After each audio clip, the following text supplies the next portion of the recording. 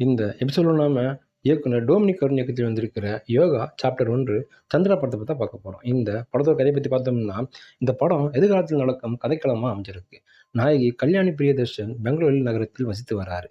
Bakery ஒன்றில் பணியாற்றும் அவர் தங்கியிருக்கும் அடுக்குமாடி குடியிருப்புக்கு எதிரே இருக்கும் வீட்டில் நஸ்லன், சந்து சலீம்குமார் மற்றும் அருண் சூரியன் வாழ்ந்து வராங்க. எதிர் வீட்டில் இருக்கும் இவர்கள் கல்யாணியை காதலில் விளைவிக்க முயற்சி செய்கிறாங்க. அதே சமயம் மனிதர்களை கடத்தி அவர்களது உடல் உறுப்புகளை திருடும் கும்பலால் பெங்களூரில் பரபரப்பு ஏற்படுது. அந்த கும்பலுடன் தொடர்புடைய போலீஸ் இன்ஸ்பெக்டரான சாண்டியுடன் கல்யாணி பிரியதர்சன் மோத வேண்டிய சூழல் ஏற்படுது. அப்போது தான் தெரிய வருது, கல்யாணி ஒரு சாதாரண பெண் அல்ல, அவளுக்கு பல சக்திகள் இருக்குதுன்னு. அதற்கு அடுத்து என்ன ஆனது, உண்மையில் கல்யாணி யார், எப்படி அவருக்கு இந்த சக்தி கிடைத்தது, இதாங்க அந்த படத்தோட மீதி கதை.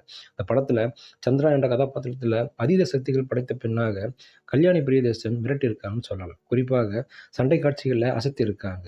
அதிகம் பேசவில்லை என்றாலும் தனது அளவான உடல் அசைவுகள் மூலம் சூப்பர் ஹீரோ கதாபாத்திரத்திற்கு மிக கச்சிதமாக நடிப்பை வெளிப்படுத்தியிருக்காங்க. சந்திராவை காதலில் விளைவிக்கும் போராடும் இளைஞர்களாக நடித்திருக்கும் நஸ்லன், சந்து சலீம்குமார் மற்றும் அருண் சூரியன் ஆகியோர் அவரது உரையாடல் மற்றும் உடல் மொழி ஆகியவை பல இடங்களில் சிரிக்கவும் வைக்குது. போலீஸ் இன்ஸ்பெக்டராக நாச்சியப்பா கவுடா என்ற கதாபாத்திரத்தில் நடித்திருக்கும் நடன இயக்குனர் சாண்டியின் வில்லத்தனம் மிரள வச்சிருக்குன்னு சொல்லலாம்.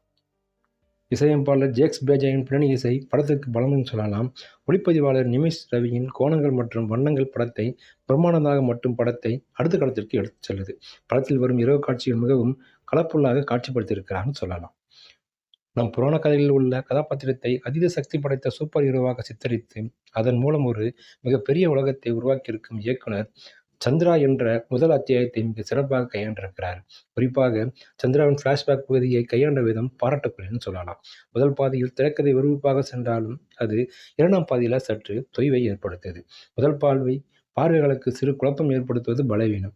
பல கேள்விகளுக்கு படத்தில் விடை சொல்லாமல் வேறு சூப்பர் ஹீரோக்கள் அறிமுகத்தோடு படத்தை முடித்திருப்பது திரைக்கதையை சற்று தொய்வடைய செய்யுது.